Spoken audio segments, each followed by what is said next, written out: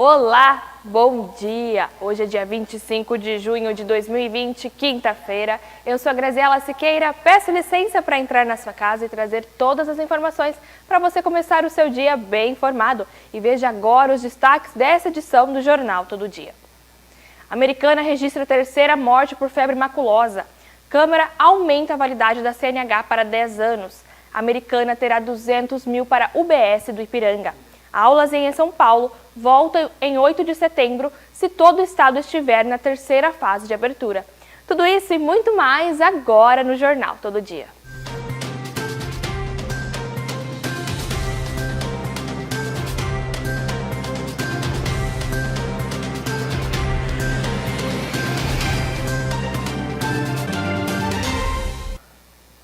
E o Hospital Municipal Dr. Valdemar Tebaldi registrou nesta quarta-feira, dia 24, mais 2 óbitos suspeitos de Covid-19. Um homem de 63 anos do bairro São José, que estava internado desde o dia 15 de junho, faleceu na noite desta terça-feira, dia 23, e um idoso de 74 anos, morador do Jardim Nossa Senhora Aparecida, que internou na terça-feira e faleceu na manhã de ontem, dia 24. Os 2 pacientes realizaram exames PCR e o resultado ainda é aguardado. Por isso, são considerados óbitos suspeitos da doença. O boletim atualizado divulgado pela Vigilância Epidemiológica de Americana traz 31 novos casos positivos da Covid-19, todos após a realização de exames PCR. Desse total, 20 estão em isolamento domiciliar e 11 estão curados. Foram registrados ainda mais 24 casos suspeitos que estão aguardando os resultados PCR, sendo que 23 estão em isolamento domiciliar e um paciente internado em hospital particular. Um homem de 46 anos, morador de Jaguari. O quadro geral da Covid-19 em Americana é o seguinte: são 379 casos positivos, sendo 20 óbitos, 10 internados, 78 em isolamento domiciliar e 271 curados. 114 casos suspeitos aguardam resultados de exames, sendo 4 óbitos. 21 internados em hospitais e 119 em isolamento domiciliar. Além disso, o município contabiliza agora 1.073 casos que eram considerados suspeitos, mas que já foram descartados pelo resultado do exame negativo. Meus sentimentos, então, a toda a família aí. E ainda falando de Americana, a Americana terá R$200 mil para investimentos na UBS, a Unidade Básica de Saúde do Jardim Ipiranga. O anúncio foi feito ontem no gabinete do prefeito Omar Najar, do MDB, com a presença de Roger Williams, o vice-prefeito e chefe de gabinete do presidente da Assembleia Legislativa do Estado de São Paulo, Cauê Macris. O encontro foi acompanhado pelo secretário de Saúde, Gleberson Miano, e pelo empresário Lucas Leonice. O recurso será destinado à reforma estrutural do espaço e tem origem em emenda extraorçamentária do deputado tucano. O espaço foi fechado no fim do ano e, segundo o secretário de Saúde, poderá ser reativado com a melhoria da sua estrutura. Eu só agradeço o empenho do Cauê, que tem ajudado muito a nossa cidade com as verbas. Com certeza vai trazer melhorias e mais conforto para a população daquela região, disse Omar. Roger destacou que o recurso é fruto de solicitação de Leonice, que é daquela região. Com a liberação do recurso, a obra ocorrerá após a realização de todo o processo licitário necessário para que ocorra, e explicou o secretário de Saúde, Gleberson Miano. O chefe da pasta ainda ressaltou que, diante do quadro de concentração de esforços para o combate à Covid-19, o repasse é fundamental para que aquela UBS seja reformada. E as aulas devem retornar no estado de São Paulo. Com o rodízio entre os estudantes no próximo dia 8 de setembro, mas apenas se todo o estado se mantiver por 28 dias, equivalente a 4 semanas, na fase amarela, a terceira do plano de reabertura da economia. A proposta de volta às aulas presenciais prevê ainda que haverá uma combinação de aulas presenciais e à distância. Desde abril, o governo do estado tem feito aulas remotas para os estudantes da rede estadual. Parte dessas atividades continuará sendo feita com o uso da tecnologia no segundo semestre. Segundo o governador João Dória, do PSDB, o plano de volta às aulas engloba de creches a universidades, da rede estadual e municipal, e também serve como recomendação às entidades privadas. Na primeira etapa da retomada das aulas, as atividades voltam com 35% dos estudantes. Depois, 70% até chegar a 100%. Os protocolos englobam distanciamento entre os alunos, monitoramento das condições de saúde e protocolos de higienização dos ambientes escolares. Como condição para o início das aulas com 35% dos alunos, o governo do estado estabeleceu que o município deverá estar na fase 3 de flexibilização da quarentena, para avançar para 75% de alunos presenciais apenas quando a cidade estiver na fase 4. Segundo o secretário de Educação do estado, Rocieli Soares, a suspensão das aulas presenciais, que começou em março por conta da pandemia do novo coronavírus, atingiu 13 milhões de estudantes e 1 milhão de profissionais de educação. Desde que se preserve algo que é uma regra de ouro, o distanciamento de 1,5 metro poderá voltar na primeira etapa até 35%. É o percentual com que conseguimos cumprir os protocolos educacional importante e também processos pedagógicos de preparação, afirmou Soares. A educação complementar terá regras específicas, segundo ele, de acordo com o Plano São Paulo de afrouxamento da quarentena em São Paulo. Segundo o governo, será necessário ter todas as diretorias regionais de saúde do estado na fase amarela, a terceira da reabertura da economia por 28 dias, para que a retomada das aulas comece. Não haverá retorno localizado no caso da educação, uma vez que o setor causa grande deslocamento de pessoas entre as diferentes regiões do estado. Para a segunda fase do retorno, 60% das regiões precisam estar na etapa verde da flexibilização da quarentena por mais 14 dias e para a última etapa da retomada das escolas, 80% da região precisam estar nessa situação. Se uma região porventura regredir, nós vamos tratar a exceção naquela região, mantendo o estado aberto, afirmou Soares.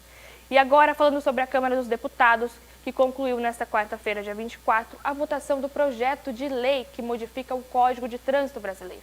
Entre as alterações está o aumento da validade da Carteira Nacional de Habilitação, a CNH, para 10 anos e vinculação da suspensão dos direitos de dirigir por pontos da gravidade da infração.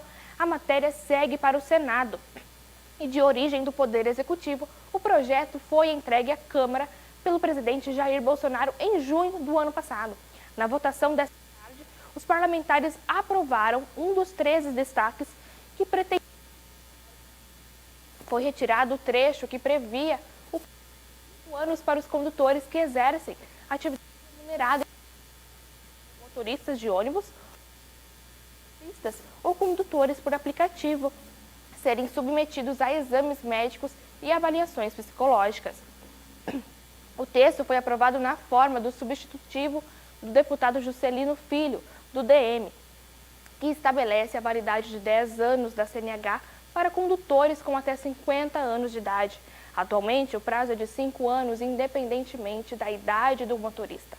A validade da habilitação continuará de 5 anos para aqueles com a idade igual ou a superior a 50 anos.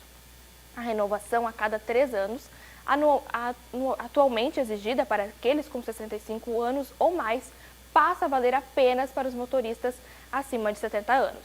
Sobre as pontuações, o deputado Juscelino Filho definiu uma escala com 3 limites de pontuação para que a CNH seja suspensa, com 20 pontos se o condutor tiver 2 ou mais infrações gravíssimas, ou com 30 pontos se tiver apenas uma infração gravíssima, ou 40 pontos se não constar entre as suas infrações nenhuma infração gravíssima, em que o pese a alegação do governo de que ele limite atual é bastante rigoroso, principalmente para aqueles que exercem atividade remunerada ao volante. Entendemos que a simples ampliação do limite pode estimular o cometimento de infrações que atentam contra a vida e a integridade física das pessoas, argumentou Juscelino Filho.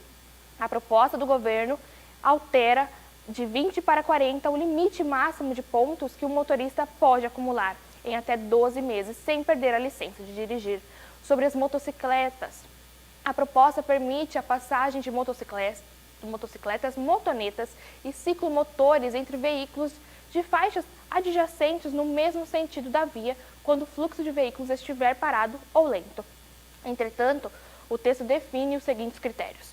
Havendo mais de 2 faixas de circulação, a passagem somente será admitida no espaço entre as 2 faixas, mais à esquerda. Havendo faixa exclusiva para veículos de transporte coletivo à esquerda da pista, esta será desconsiderada para passagem de motocicletas. Não será admitida a passagem entre a calçada e os veículos na faixa e a ela adjacente. Passagem de motocicletas, motonetas e ciclomotores entre veículos de faixas laterais devem ocorrer em velocidade compatível com a segurança de pedestres, ciclistas e demais veículos.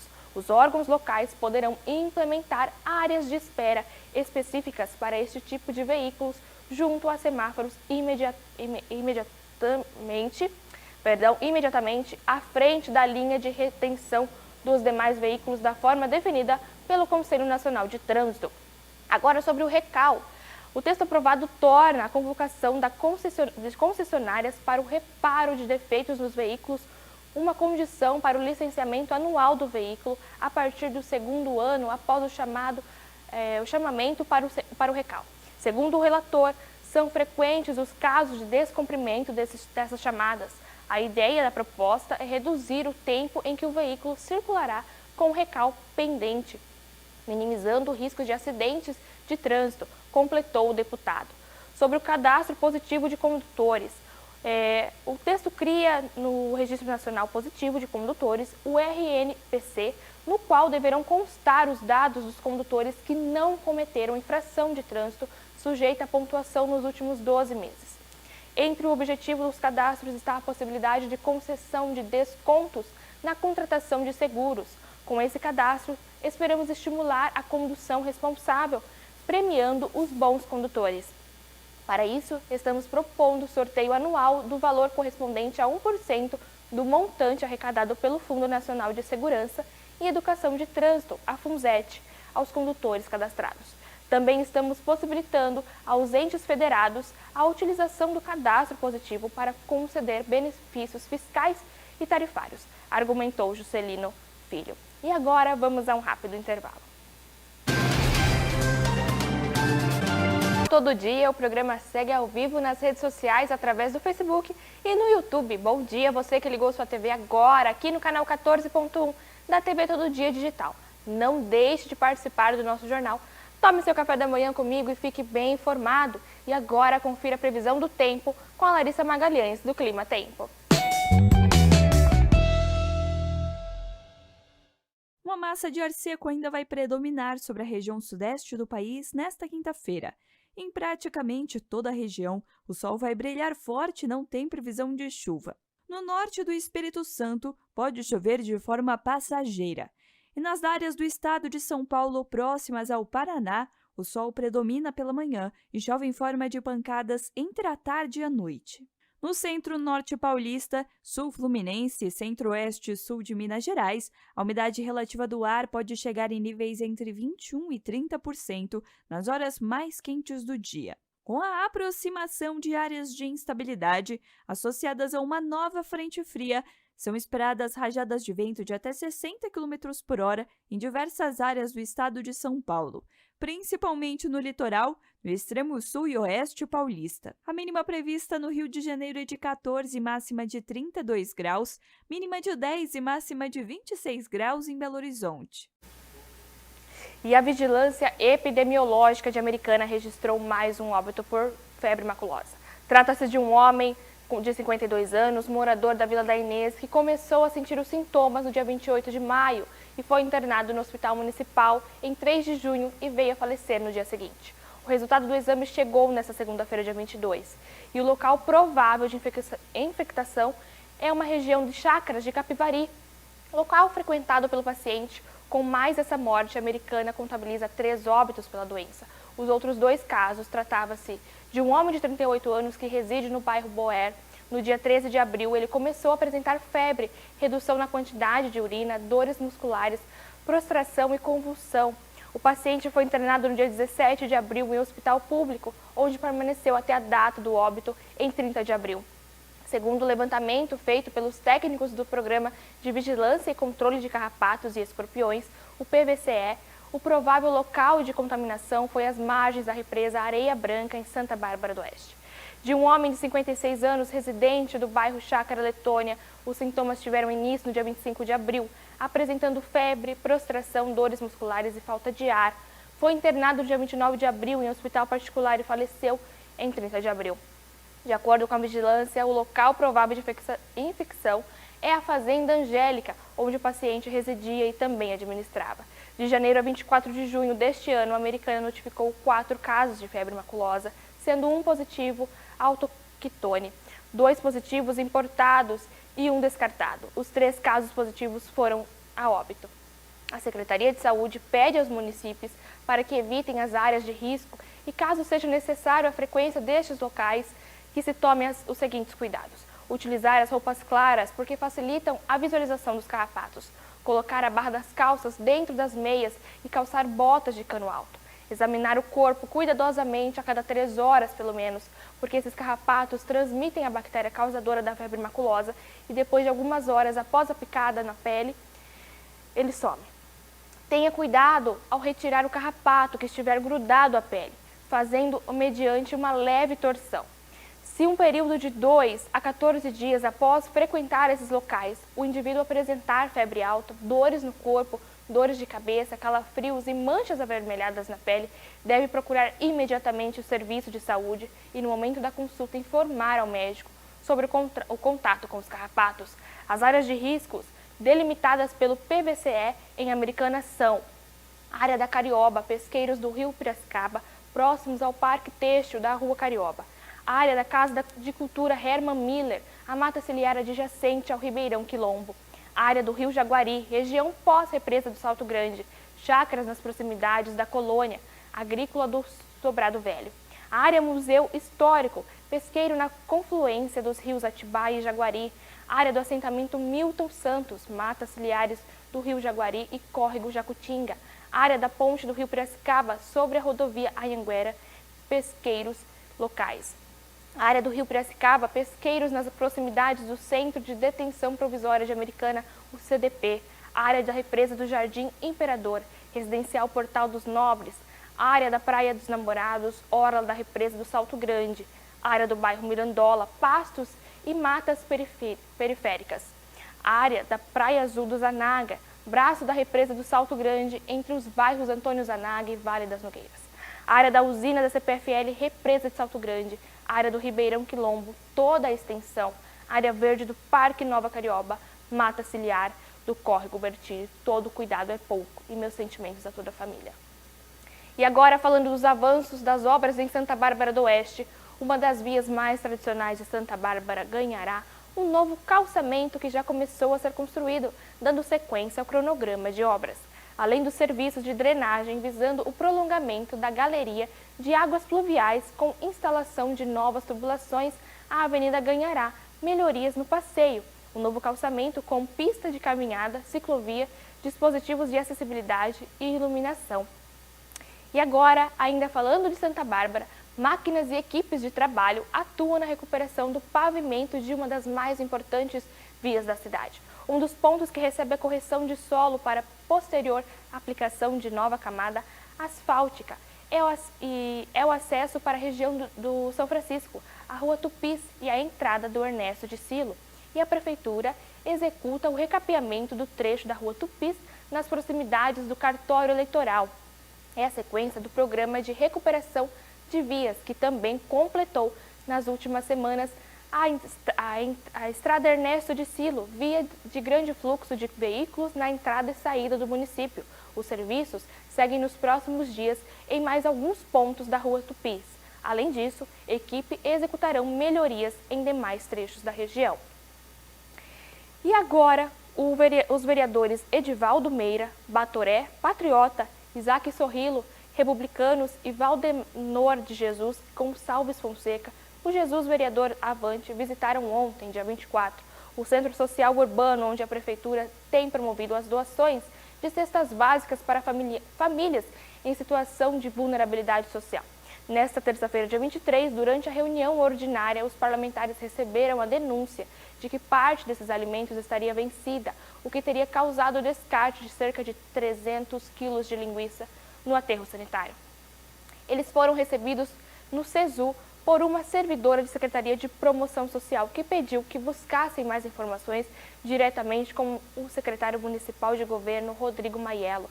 Até o momento, os vereadores afirmam ter conhecimento de que a Defesa Civil esteve no Centro Social Urbano e que recolheu parte dos produtos dessas cestas básicas, efetuando o descarte no aterro e enviando um relatório a respeito dessa situação.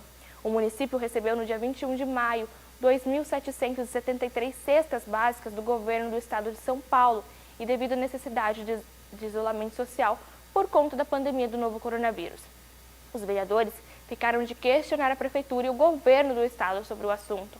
A Prefeitura de Santa Bárbara do Oeste foi contatada pela reportagem, mas ainda não se manifestou sobre o assunto. E agora eu tenho uma dica para você que está nessa quarentena em casa, ou está trabalhando, ou não sabe o que vai almoçar hoje. Eu indico para você a Arte e Sabor Restaurante. Sabe aquela comida quentinha, feita com todo o amor do mundo? É na Arte e Sabor Restaurante. Peça pelo iFood. E agora vamos a um rápido intervalo. Estamos de volta. E os casos positivos de coronavírus em Limeira ultrapassaram a marca de 1.000. Desde o início da pandemia, foram 1.056 confirmações da doença. No dia 23, eram 999. Deste total, 957 pessoas estão recuperadas e 45 estão em recuperação. São 208 profissionais que foram contaminados pelo vírus. Os casos descartados somam 1.420 e as suspeitas de investigação são 1.775, totalizando 4.251 notificações da doença. As mortes confirmadas de Covid-19, segundo a atualização, somam 54. Foram 6 novos registros de ontem para hoje. Uma mulher de 57 anos que tinha doença renal crônica, cardiopatia e diabetes. Uma mulher de 90 anos que tinha doença renal crônica e hipertensão arterial sistêmica. Uma mulher de 68 anos que tinha comorbidades. Uma mulher de 79 anos que tinha comorbidades, diabetes e obesidade. Homem de 67 anos sem comorbidades identificadas. E homem de 80 anos que tinha comorbidades, diabetes e cardiopatia. A taxa de letalidade é de 5,1%. São 2 óbitos suspeitos em Limeira, uma mulher de 67 anos com histórico de doenças pulmonar obstrutiva crônica e um homem de 42 anos sem informações de comorbidade. Outros detalhes do balanço de hoje podem ser consultados na tabela. Sobre as internações. A Secretaria de Saúde também informou que há 54 pacientes de Limeira internados, 35 deles com resultados positivos para a Covid-19. Desse total, 18 pacientes estão internados em unidade de terapia intensiva. Outras 8 pessoas estão internadas em Limeira, mas são de Cosmópolis, Engenheiro Coelho e Iracemápolis. Na unidade de referência do coronavírus, são 41 internações. A ocupação é de 74%, 18 delas em UTI, a ocupação de 81%. E os leitos clínicos hoje têm ocupação de 69%. A unidade tem ao todo capacidade para 55 internações, entre clínicas e de UTI. As demais internações são em outros hospitais do município. E ainda falando de Limeira, a Prefeitura de Limeira iniciou a instalação de um novo reservatório na Policlínica, com capacidade para armazenar 20 mil litros de água.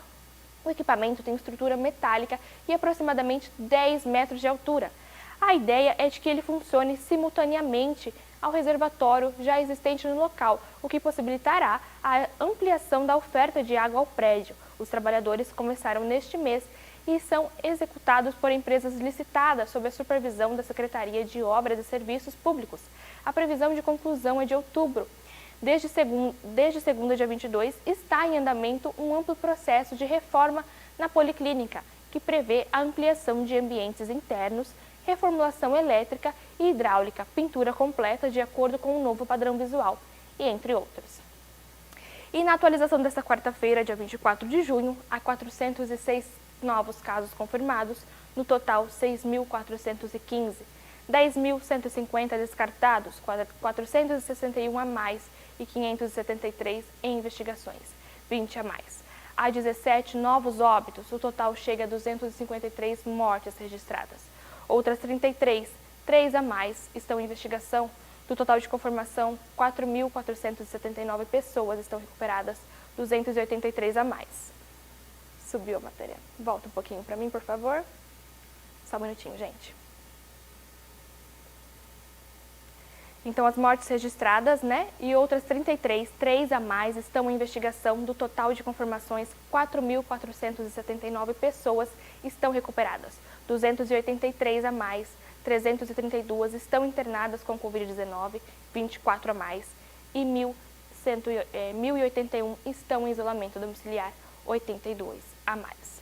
E agora, ainda falando de Campinas, costureiras do Grupo Primavera, tradicional organização social de Campinas, que trabalha com programas de geração de renda e inclusão, confeccionaram, a pedido da Autoban, cerca de 500 máscaras de tecido que permitem a leitura labial por deficientes auditivos.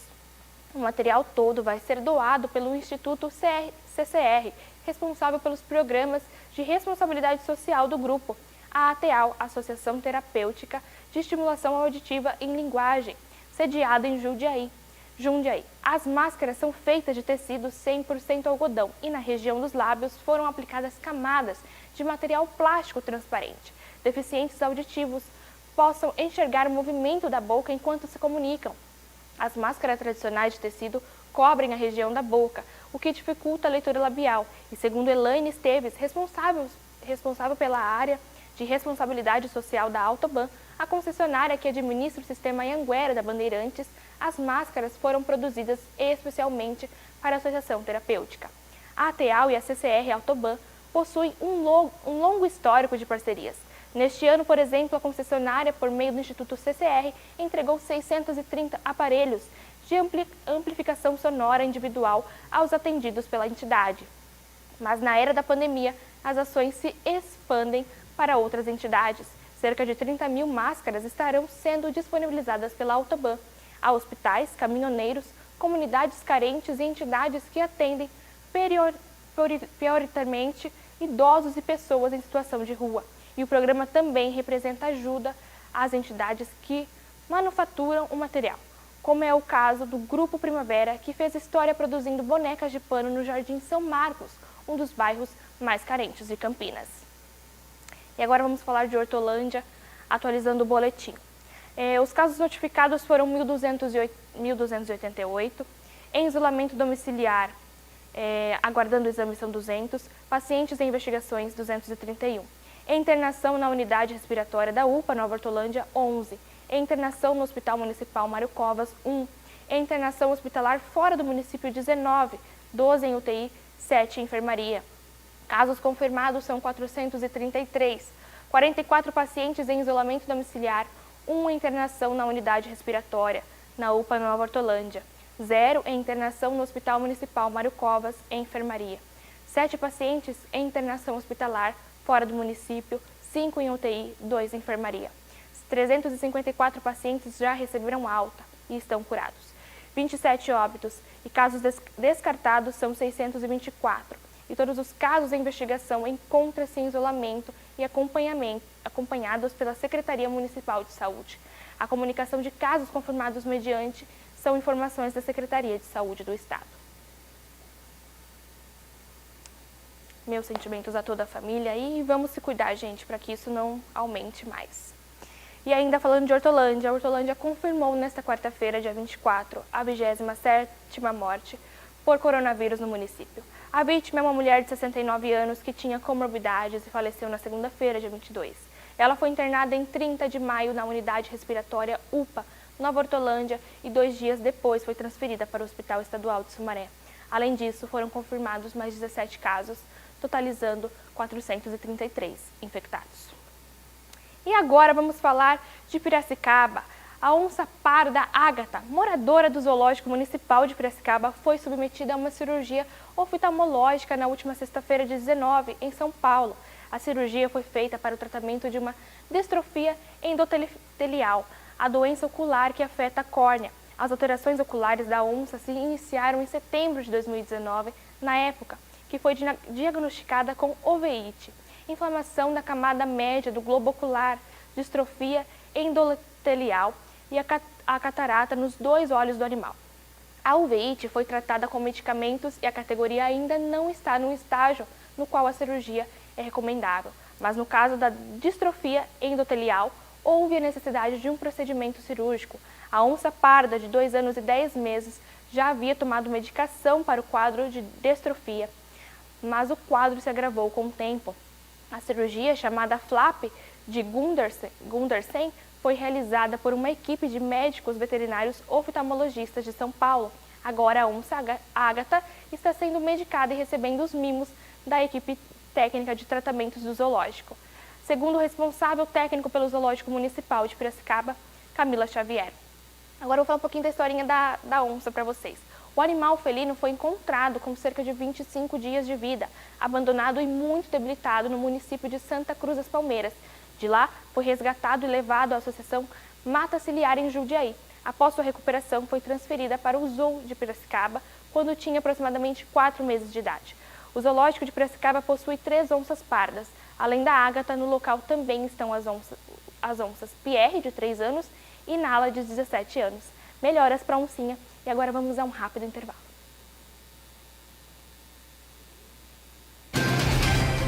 Agora é a última.